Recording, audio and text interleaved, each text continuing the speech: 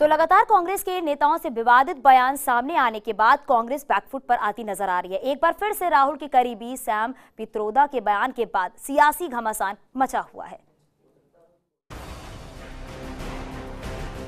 चुनाव आते ही नेताओं के मुंह से विवादित बयानों की बहार सी आने लग जाती है। कई बार पार्टियों को भी नेताओं के विवादित बयानों से शर्मिंदगी झेलनी पड़ती है। ऐसा कुछ विवादित बोल दिया है राहुल के करीबी इंडियन ओवरसीज कांग्रेस के अध्यक्ष सैम पित्रोदा ने। पित्रोदा ने पहले एयर स्ट्राइक पर सवाल उठाए।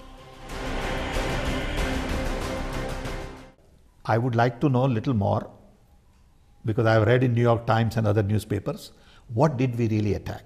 Did we really kill 300 people? I don't know that. As a citizen, I am entitled to know. And if I ask, it is my duty to ask. Okay? That doesn't mean I am not nationalist. That doesn't mean I am on this side or that side. We need to know the facts. If you say 300 people were killed, I need to know that. We all need to know that. People of India need to know that.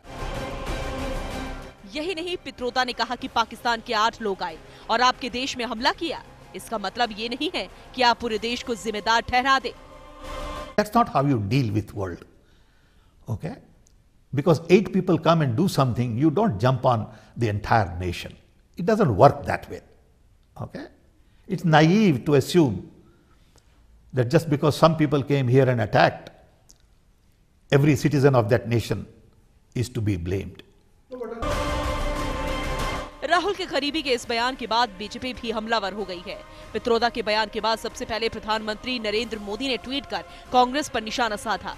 उन्होंने लिखा कि विरोधी दल बार बार सेना की बेइज्जती करते हैं।